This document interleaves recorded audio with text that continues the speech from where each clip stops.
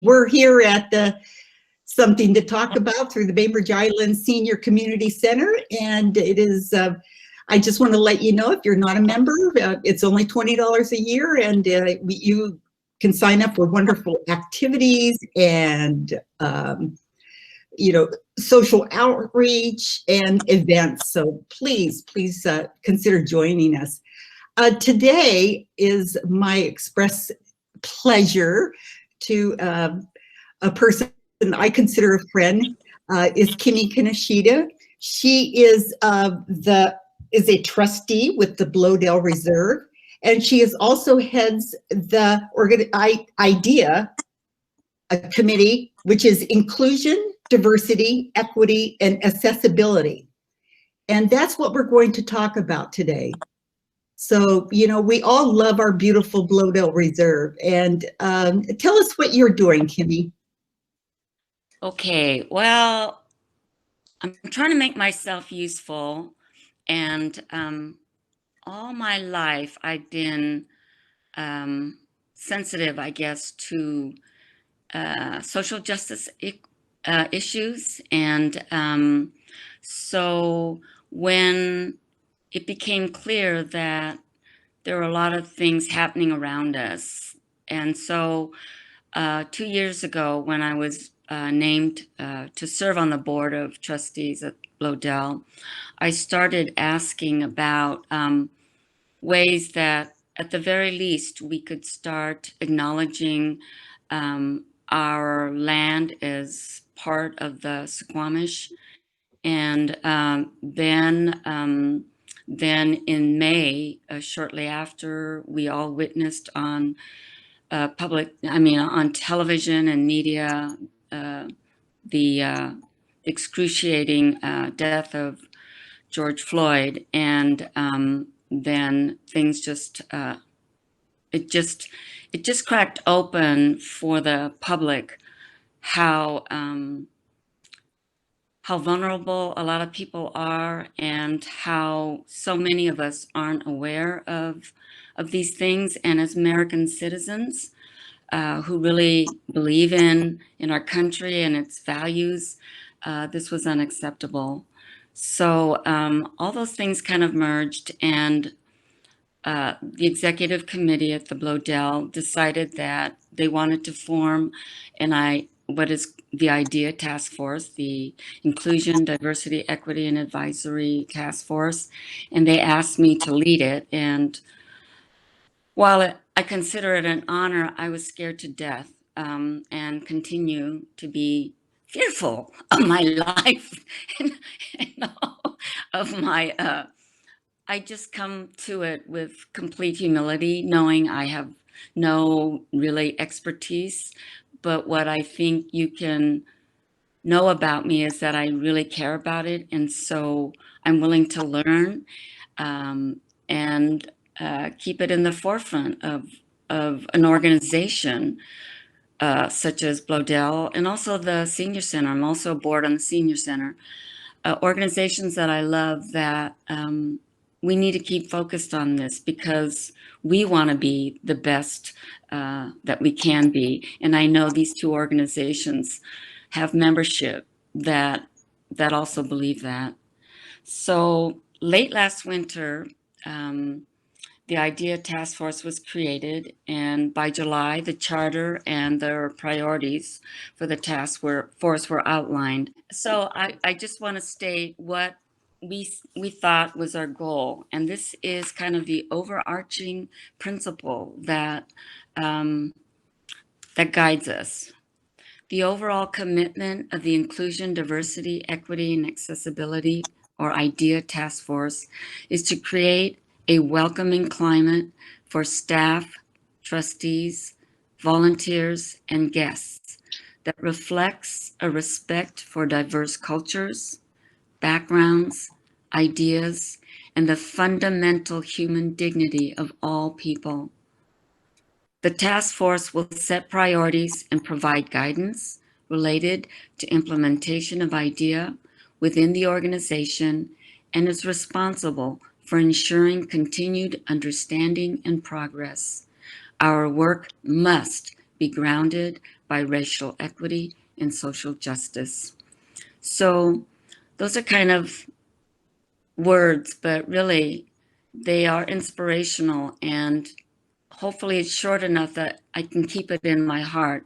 So anyway, with that, we decided that for 2020, how would we get to what it is that everyone knows, that we don't have a sign that says, oh, these people are not welcome, or it is open. It was never, right, holding people back.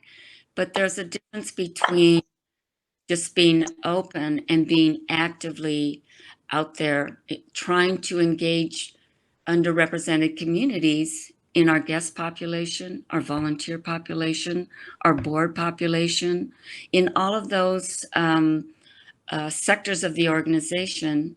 And then we also have to ask ourselves, are our events inclusive? Do they try to tap into what would be important to different people? Well, we don't know any of this because by and large, most of us are white and, quite privileged. And so what we decided to do was to just go listen to these groups. So blindly, I decided I identified 7 groups, and they were the Suquamish, the tribe, Black community advocates, the Japanese, the Latinx, the Indopino, those with physical disabilities, and LGBTQ. And we set 7 separate meetings over the course. Well, we started on June 28th. We met with the tribal members, and then we ended in October of fall, when we had our last guests, the Indopino community, come in groups of 5 because of COVID. And we had 3 groups come in, and we would meet and talk with them. And for many of those groups, members had never been to the Bloedel. So, so after each listening tour, John Paul Jones was a member of my task force. And so we came up with kind of a very loosely structured protocol during the meetings, so that each group, we would capture data that we could share across themes. And so in no way was it intended to be restricted. If they didn't buy any of that, fine, they can just talk at will of what they felt was important to them. But after those 7 meetings, and after over 50 people, we came up with, and I just want to say those meetings were hugely important. And because it was our direct face-to-face, even though it was by Zoom, way of connecting with people heart to heart, and reading people's feeling. Thank you so much for having us here. Really appreciate the opportunity to share with all of you. Yeah.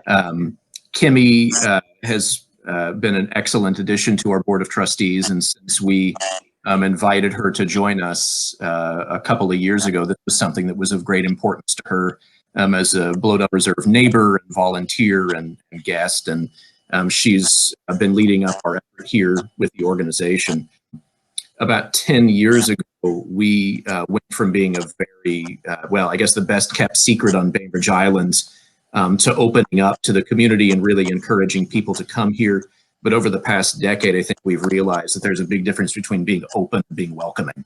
And now we want to start the next phase of this place as really being specifically a welcoming organization. And we want to know how it is that we can best do that. And we don't want to be the ones on the inside making that decision for the people that aren't here. So I've been a part of other organizations before that have been very well intentioned and have done this kind of this sort of effort. But a lot of times you don't involve the community in the discussions to actually hear from them directly about what their attitudes are. So that's where our effort came from, was really the desire for this place to be welcoming to everybody, and for us just to kind of take the temperature of groups to see whether or not they perceived us that way. So I think, as Kimmy mentioned, we talked with 7 different groups, and Kimmy and the IDEA committee, of which I'm a member, we developed a report and presented that to the Board of Trustees, and now we're on our way to moving forward with that. Everything from the, I think, acknowledging the history of the lands and the people that inhabited and stewarded it for generations well before we did, to how we recruit our board members, our staff members, our volunteers, to once you're, well, even before you visit here, how our website communicates what the place is all about and makes people feel welcome to the moment that you come here, and the signage and the materials that we have. I think we heard from some people that, or I think most of the people that we talked to in the listening tour, they had great experiences when they came here. But a lot of times it'd have to be invited by somebody that was familiar with the place to sort of act as a guide. And I think we have just received some really good feedback, practical feedback from people about how we could more purposefully make people feel welcome before they come here and when they get here on site. So we're just at the beginning of all of this, but are, I think, grateful for the feedback that we've gotten so far and the support that we've gotten from our trustees. And senior advisory council members. I think we find ourselves at a time now where we've developed this report and we have a number of key recommendations, and we'll also be working to get some outside expertise to move forward with some things that we don't have the internal capacity to do. Also, I know many of you are involved in other organizations, as am I, where a lot of us have similar challenges. And so we're talking with other organizations how we may be able to move some of these things forward together rather than just in our own silos. So that's sort of my catch-up nutshell. Thank you. Yes, he's less verbose than I am. But no, I did want to cover the major themes that came up. What I did was take every single comment that was made by each of the members in our separate groups, and I listed it all, but it got kind of crazy. So I started highlighting them according to certain themes, and basically it revolved around the following: history, which is the acknowledgement, we have the cost of admission is prohibitive for a lot of people, especially in these groups. And they thought that it was necessary to begin focusing on youth, you know, if we're talking about real change over time. Cultural and diversity inclusion, I think that would be most reflected in all aspects, marketing and everything, but in our events as well. And then accommodations. We had issues of just physically being able to adapt to a lot of the areas at the site. So one of the things that we felt would really help with a lot of the issues, because we're working with a huge organization, right? We have how many employees, Ed? 40 or maybe fewer now, around 40 employees, and we are in different departments, and then there's the board of like 25 at least, and then we have the senior advisory council. So at some point in time, I mean, we're not all going to enter on this path at the same place, correct? Because all of our life experiences, all of our personal interests, all of our, you know, just mainly our life experiences. So when there have been issues, we realize that one of the priorities is to have an outside consultant work with us as we try to get everybody on the same page. But because of COVID-19, we just haven't, we know that the magic of so many of those kinds of experiences rely on really face-to-face and being able to fluidly move from one group to another and share experiences that way. So, some of the prior, first of all, I think this would be a great point to just stop and try to see if there are any questions or, feelings that you have about what we've done so far or improvements we can make. Let's see.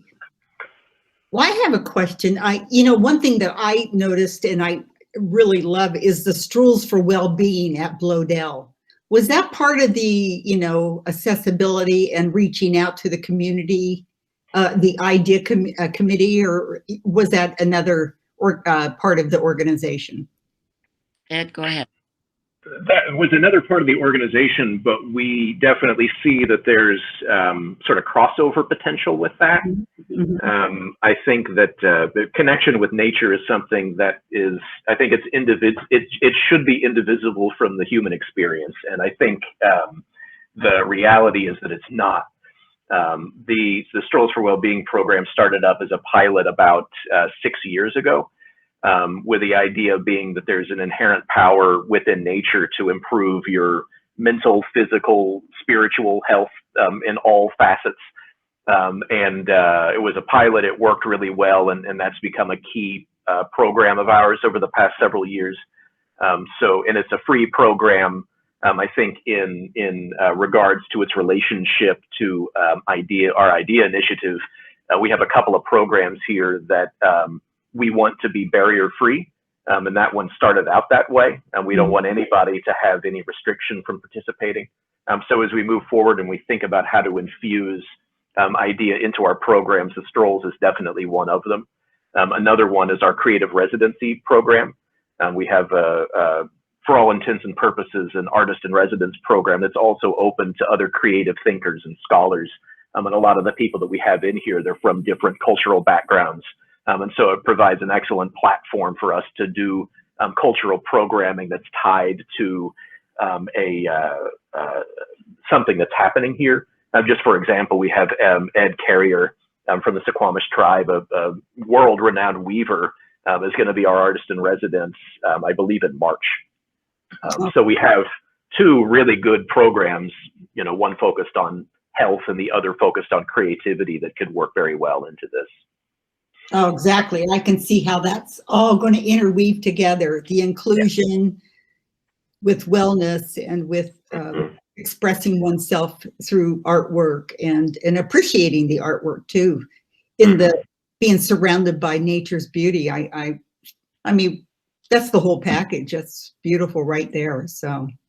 Right. And the manager of that program is Amy Weber, and she's a member of the Idea Task Force, and she's really just spun off independently and trying to make a lot of connections with expanding, greater participation. And really, all of you should be excited about having Ed Carrier, who is a phenomenal basket weaver and is part of the Suquamish tribe. And he also, we have the Bloedel has a collaboration with Barn. So we also have joint sessions together that we sponsor. So I think all of his classes close relatively quickly, but you might check and see if you can just be part of them and just learn from him, because you will appreciate your landscape in your yard much more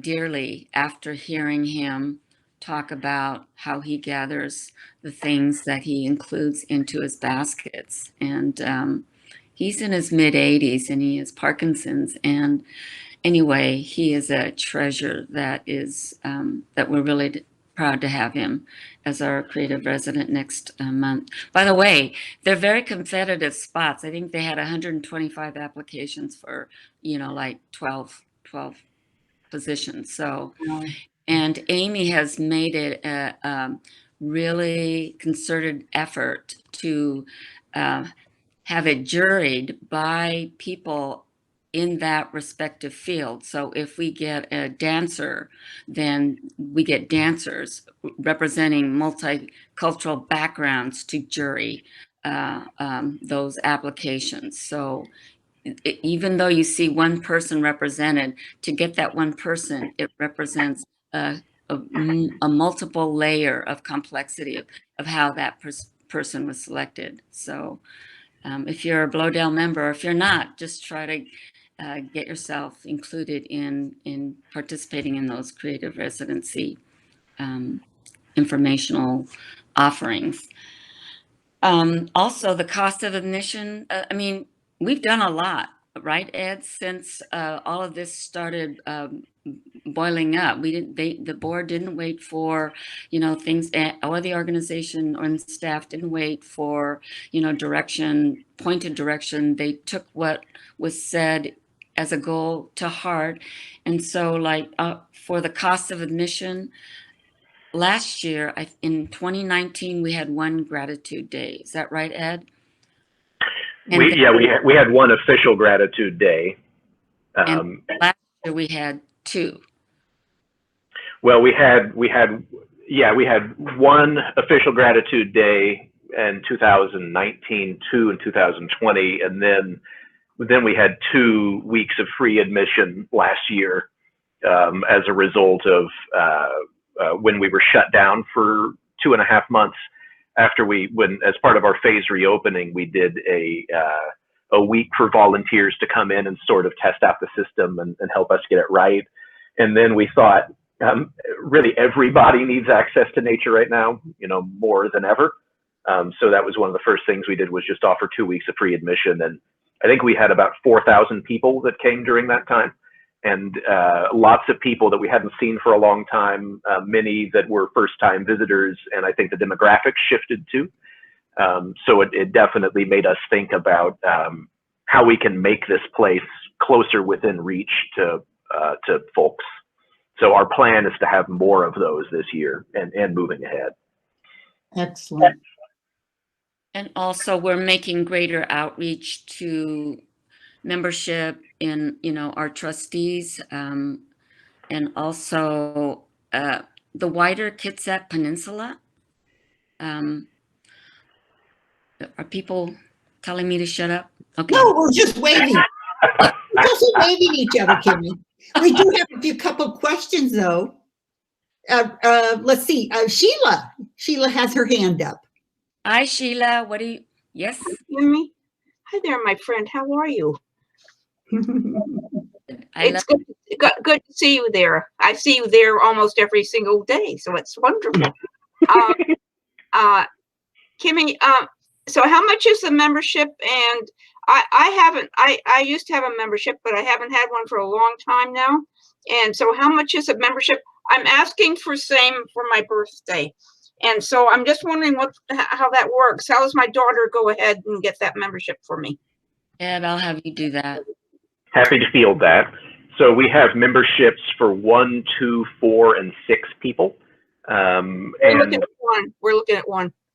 The individual membership is 60. Okay. And then it goes up from that point. 60 a year, right? 60 for a year. And it starts in January, or does it start from when you started? Yeah, it's a year from when you started, and we offer gift memberships too. So somebody can buy a membership for somebody else as a gift, and we send a nice card and all of that. That'd be nice. and because I miss being out there. I used to go out there at least once a week, and with my membership. So I'm looking forward to being able to do that. What are the gratitude days? I didn't quite get that. So the gratitude day is a day of free admission.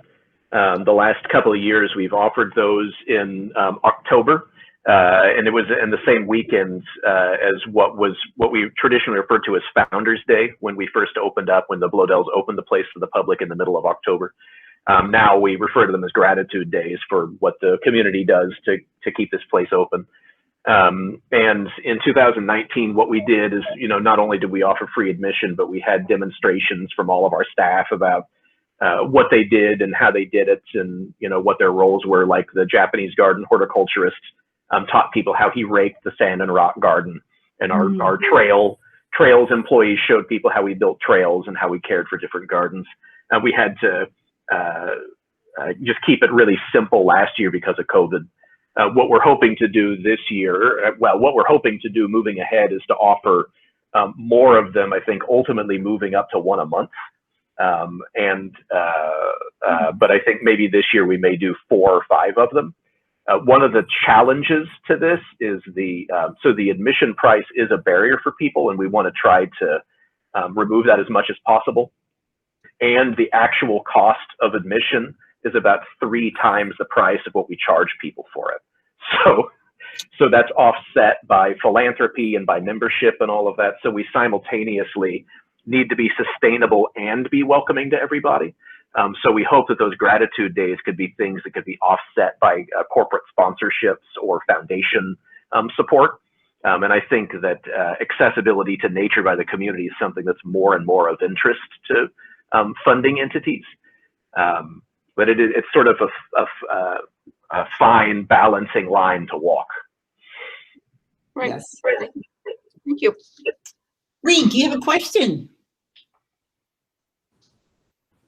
I do.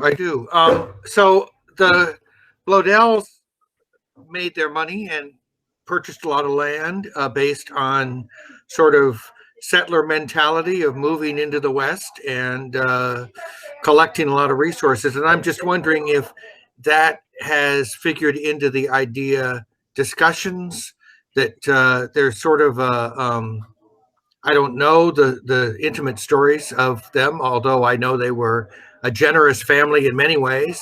But they represent sort of the exploitation of natural resources that might have a particular resonance with this idea of inclusion. I just wonder if that's part of what you learned in your discussions, or any thoughts about that. Do you want to start with that, Kimmy? Well, it all goes back to the history of the place and understanding the history of the place. So, but one of the questions came up was they thought there was a Black farmer. So we doggedly, is that a word? Try to get to the foundation for that. I live in the Agate Loop, so I put out a request to find out if that were true. And then we have our board chair knew someone in the real estate business, so they put a researcher on the original plats and all of that. But and apparently the name was Johnson, and we just weren't able to find anything more than that. You're alluding to the fact that land was actually in it. For its wood, and that's exactly where the Bloedel money came from. That is true. So I'm going to have Ed come here because he knows more about how that was father, right? And Kimmy, Prentice had a different. Kimmy, we missed about a little bit of what you said there about the farmer Johnson, and then what? And then that I am pretty and witty. That part. That's understood. It possibly had something to do with the land being cleared. Oh, right, Did you? right. Okay. It is old growth, just like the whole island was, and the Bloedel wealth is built on the fact that it was forested or logged, and I believe that profit was given. The land originally was given over to University of Washington, and now there's this whole. I mean, my husband is a forester, and they're all reading about where the universities throughout America got their original land, and it's not pretty. It was taken. Mhm. And so I think this is where history meets the present time, and we're all trying to dig deep. And I think we all have to come to this with really trying to get at the truth, but understanding we're at this place now, and how do we come to some form of reconciliation that's built on truth, but understanding that a lot of these decisions were made in a line that by people who didn't have all of the truth before them. And so I believe that when people know their history, they become different people. Because, so I want to thank Jim Hayner, who introduced, well, first of all, I want to thank Ta-Nehisi Coates, because when I read, I just feel I got sucker punched, and I realized, I've read a lot of literature. I've read, Why the Caged Bird Sings, and I read, Toni Morrison, and I've read all of that literature. But when I started reading, and then Jim started talking about The Warmth of Other Suns and how it really transformed him. And so then I got on a bandwagon and tried to make everyone read this book, right, Ed? And then we find out recently she wrote Cass, which I read, and all of our idea committee members were bought a book and were asked to read it, which they did gladly. And so,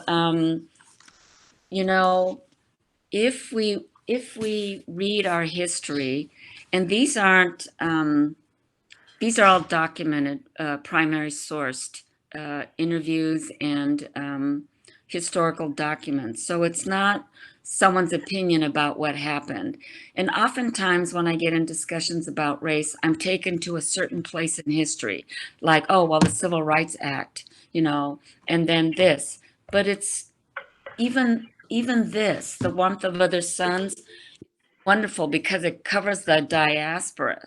Now, raise your hand if you even know about the Great Migration and, how it's impacted our future. It's huge, right? But that's not all of the history, because slavery started in 1619 in America. That's 400 years. And so then I am reading this now, and I'm about a quarter way through. So this is called 400 Souls. It came out about a week ago, and it's edited by Ibram X. Kendi, who also wrote, How to Be an Anti-Racist, which I read and stamped from the beginning. But I wouldn't recommend starting here, because it's 400 years of history through 80 different authors in chronological order. They're all modern day authors. They wrote it in the last couple of years. And, but it gives you a perspective of each 20-year period in history starting in 1619. So if you lay that on top of having read Warmth of Other Suns and Cast, you get a pretty solid understanding of where we have come as American citizens, starting at the very beginning, 400 years ago, when the ship White Lion landed. So, and then after that, you should read this, Great Wheatgrass, because. What is the name of it, Kimmy? Can you? Great Wheatgrass. It's Okay. by Robin Wall Kimmer, and she's Potawatomi, and so she writes in this, but she's got a PhD in science, but she also was raised as an Indigenous person, understanding how nature has been with them from the beginning of time and how it has created and supported them as people through their struggle. So I don't think I've laughed or cried so much as and I did in Grading Sweetgrass. It's one of the most beautiful books I've read in ages, ages and ages and ages. And it's one that I don't want to finish. It's just one of those that I just sort of just love. It's beautiful stuff. So anybody, just read it because it's marvelous stuff. And it's interesting because very few people can talk both the science and have this kind of narrative that's separate from it. So anyway. So that's sort of where I was going with my question, is the idea that information like Grading Sweetgrass, or is that informing sort of the future of Bloedel? I noticed, Ed, you mentioned Founders Day is not being celebrated as Founders Day anymore. Is that sort of indicative of a new perspective on the property? Yeah, I think so. And when we think about this place, just making sure that we're, I think, just recognizing more representation there.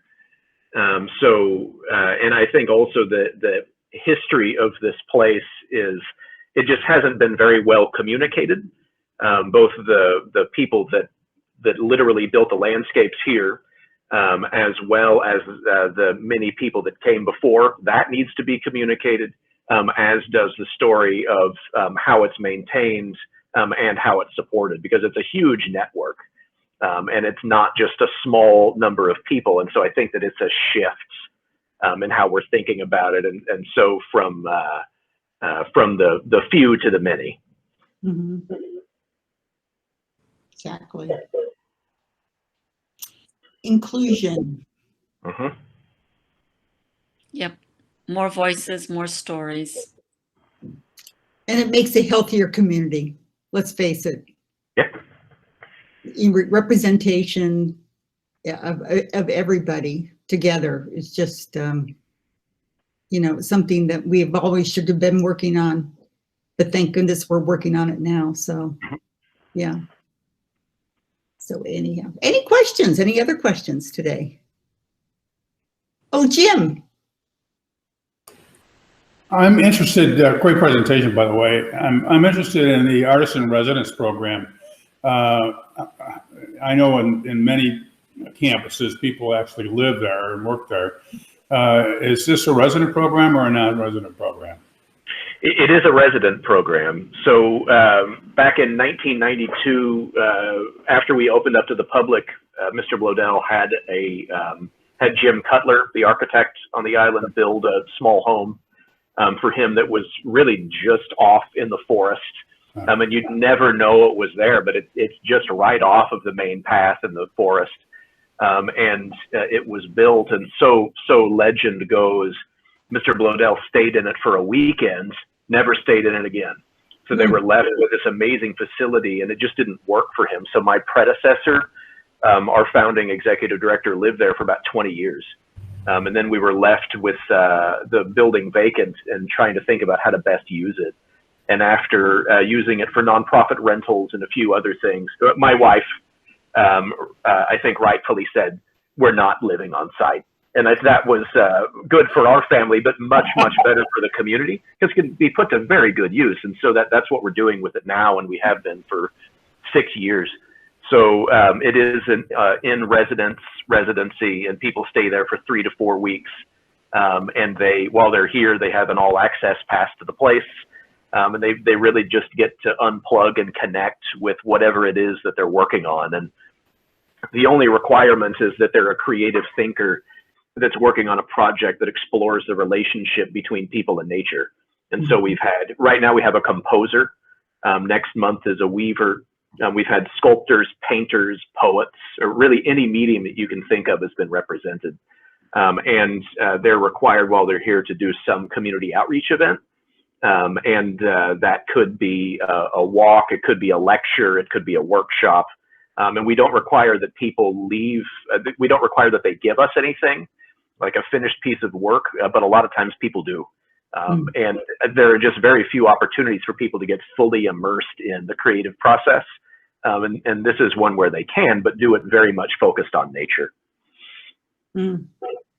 I love that they leave a gift, because when you think about it, when it's something that is made in that place, it should stay there. So yeah, I'm so happy to hear that these makers and artists are, you know, contributing something to be housed there on the property. That's beautiful. So yeah, we don't require it, but because we don't, a lot of times they do. Yeah, I just think that's fabulous. The artist, I love them. So Bonnie, do you have a question? Well, I have a comment. I believe I saw it on the Bloedel site, but Lawrence and I had been looking for a piece of art above our bed. Long story on that, but I saw this artist, Kimberly Trowbridge, and so I kept looking at her things, and one of her, I mean, her things are huge, but one of them that was that size was called Peonies, and Lawrence's, it's called Constellation of Peonies, and Lawrence's mother used to grow these fabulous peonies in the where we lived, which was almost impossible, but she did it. And so we connected with Kimberly, and then she was installing her show at the art museum. So we got to go down and we purchased that piece, and we're in love with it. And she is really a delightful person. And the whole thing was just so exciting, and it all meshed together so well. We love Bloedel. We're new to the island. So, I mean, within a year and a half. And so everything, it was just a great combination of circumstance for us. Exciting. Well, that's great to hear. And so for those of you who don't know, Kimberly Trowbridge is a really talented painter. And she has an atelier in Seattle that she runs through the Gage Academy, and she was one of our first creative residents, and she's been back maybe 3 or 4 times, and she's our creative fellow. There's an exhibit of her work that is inspired exclusively by her time here at Bloedel, that's at the Bainbridge Island Museum of Art, which will be opening up here very soon for you to go in and see. And one of the cool things about this residency program is that we're only one piece of the puzzle. So we have a place for people to stay, and we have landscapes that can inspire them, but it's not a part of our mission to display that work. And we also don't have studio space for them. So we partner with organizations like BEMA to display the artwork, and we partner with organizations like Barn for them to actually have space. So that's much better than us going in and trying to have our own theater and our own art studio, and because we're part of a much bigger ecosystem here. So that to me is just a great success story of the idea of this residency and of a place like BEMA to be able to house that great work.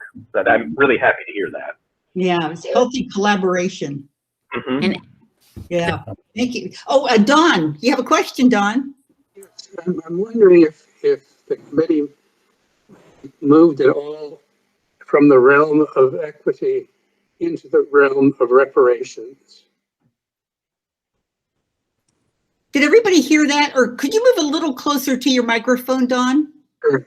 Thank you. I'm wondering if the committee has moved at all beyond the sphere of equity into the sphere of reparations.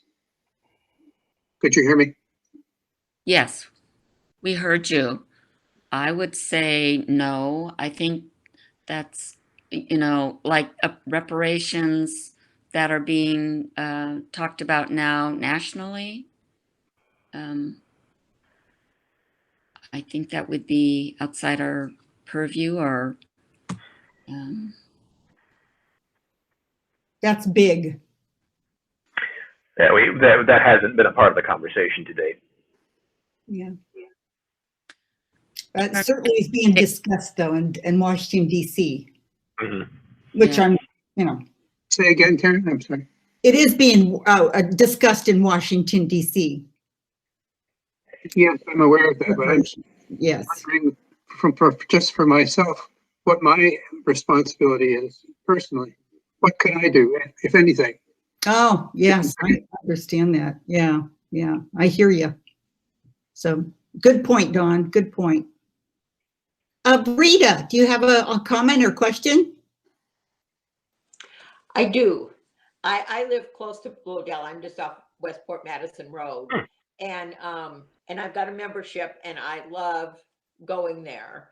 The one thing I was wondering is if anybody thought, and I know it's it's a walk, and there are a couple of benches there, but it would be really, really nice if there were a few more, and maybe even a little bit covered shelter. I would love to go and sit for 3 or 4 hours and write or just sit, but there's really no place much, and so and I understand that, but that's something I think would be really nice, especially if you sometimes have kids. You sometimes need to sit down if you're a mom, or some of us get I'm usually pretty good, but you can get tired, and like I said, just to sit there would be just awesome.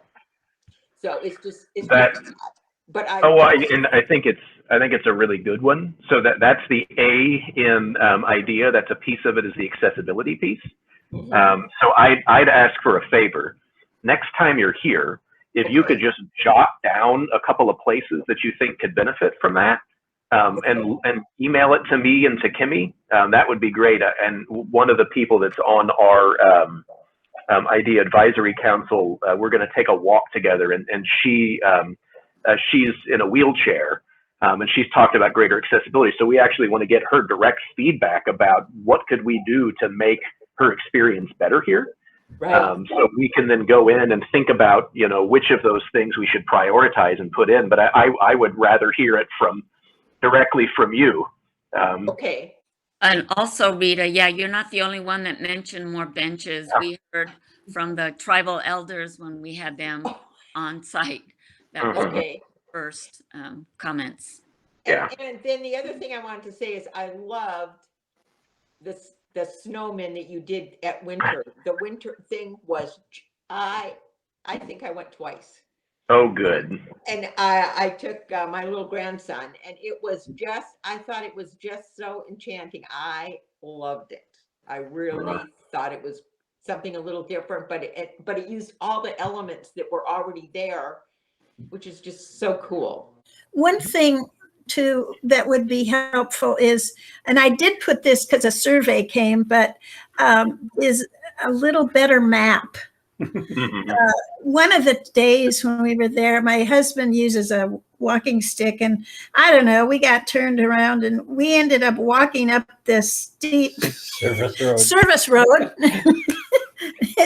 He hobbled along. We did it, but it's a pretty confusing. And we've asked a few people when we're in there, and then sometimes they say, "Oh, don't try to read that map." That's it does need a little upgrade somehow. Yeah. And we so love that Japanese. Oh, that whole area where the raking is. And I mean, you can sit up by that house, but I had a friend in California who had a tea house made in her backyard in the original manner with no nails. This was, in the probably 70s or 80s, but no nails or anything, just this beautiful little tea house.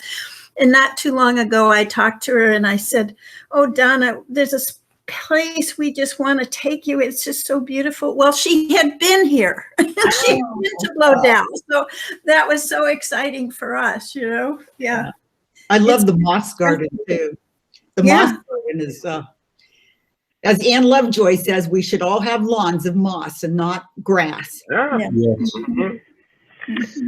Yeah, you'd be surprised how many people would call me when I was early on here and ask me how to get rid of moss in their grass. I said, "You're calling the wrong place." I said, "You're in the Northwest. You need to embrace it, not try to kill it." Yeah. And it's beautiful. We're gone into phase 2, and the weather is going to be clearing up. We're getting excited about getting out there again. And this was the perfect time to talk to you, Ed and Kimmy, about Bloedel. So thank you so much for being here.